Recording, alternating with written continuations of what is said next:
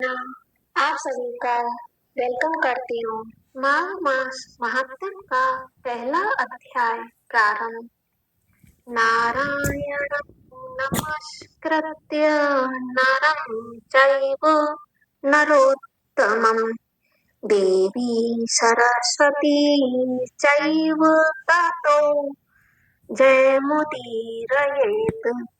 अर्थात सारे संसार के कर्ता श्री भगवान विष्णु, माता लक्ष्मी और देवी सरस्वती तथा श्री देव गुरु बृहस्पति जी के चरण कमलों में नमस्कार करके मैं इस माघ मास माहात्म्य का वर्णन करता हूँ।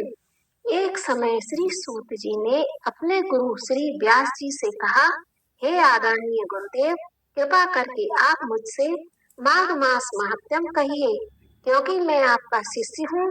व्यास जी कहने लगे कि रघुवंश के राजा दिलीप एक समय यज्ञ के स्नान के पश्चात सुंदर वस्त्र पहनकर शिकार की सामग्री से युक्त अपने कवच और शोभायमान आभूषण पहने हुए अपने सिपाहियों से घिरे हुए जंगल में शिकार खेलने के लिए गए और नगर से बाहर निकले तो उनके सिपाहियों ने जंगल में शिकार के लिए मृग, व्याघ्र, सिंह आदि जंतुओं की तलाश में इधर उधर फिरने लगे। उस वन में वनस्थली अत्यंत शोभा को प्राप्त हो रही थी।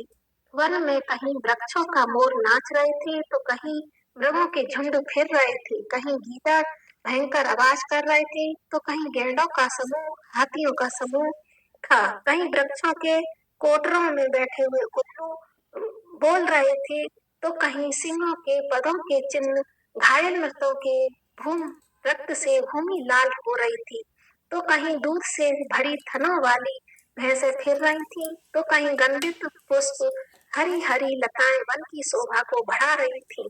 कहीं बड़े बड़े पेड़ खड़े थे तो कहीं उन पर पेड़ों पर अजगर और केचलियां भी पड़ी थीं।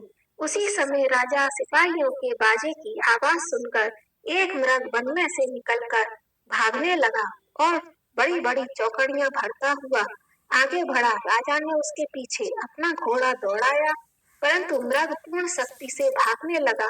मृग कांटेदार वृक्षों के एक जंगल में घुसा और राजा ने भी उसके पीछे वन में प्रवेश किया, परंतु दूर जाकर मृग राजा की दृष्टि से ओझल होकर कहीं निकल गया।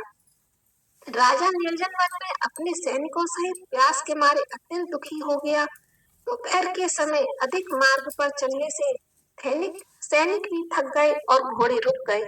कुछ थोड़ी देर बाद राजा ने एक बड़ा भारी सुंदर सरोवर देखा, जिसके किनारों पर घने वृक्ष थे। इसका जल सज्जनों के हृदय को पवित्र करने वाला था।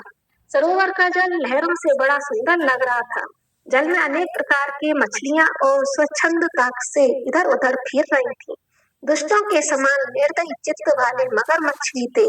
कहीं कहीं लोभी के घर में समान सिमान भी पड़ी हुई थी और विपत्ति में पड़े हुए लोगों के दुखों को हरने वाले दानी पुरुष के समान यह सरोवर अपने जल से सबकी सुखी करता था। जैसे ही मेघ चालक के दुख को हरता है, इस सरोवर को देखकर राजा की थकावट दूर हो गई। रात्रि को राजा ने वहीं विश्राम किया और सैनिक पहरा देने लगे और चारों तरफ फैल गए। रात के अंतिम समय में सूकरों के झुंड ने आकर पानी पिया और कमल के झुंड के पास आए, तब शिकारियों ने सावधान होकर सूकरों पर आक्रमण किया और उनको मारकर पृथ्वी पर गिरा दिया। उस समय सब शिकारी कोलाहल करते हुए बड़ी प्रसन्नता के साथ राजा के पास गए और राजा प्रभात हुआ देखकर उनके साथ ही अपनी नगरी की तरफ चल पड़ा। रास्ते में एक तपस्वी को देखा, जिसका शरीर तपस्या और नियम के कारण बिल्कुल सूख गया था, जो मृगछाला और बक्कल पहने हुए था। राजा ने ऐसे घोर तपस्वी को देखकर बड़े आश्चर्य से उसको प्रणाम किया और हाथ जोड़कर खड़ा हो गया। तब तपस्वी ने राजा को कहा, हे राजन, इस पुण्य शुभ माघ में इस सरोवर को छोड़कर तुम यहाँ से क्यों जाने की इच्छा करते हो? तब राजा कहने लगे, महात्मन, मैं तो माघ मास में स्नान के फल को कुछ भी नहीं जानता। कृपा करके आप विस्तार पूर्वक मुझे बताइए। इस प्रकार से प्रथम अध्याय माघ मास का महात्म्य समाप्त होता है। हरे कृष्णा, राधे राधे। जय श्री कृष्णा। राधे राधे।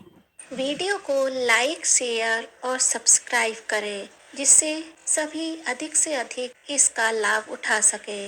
हमारा उद्देश्य भक्ति का प्रचार करना है। जय श्री कृष्णा। राधे राधे।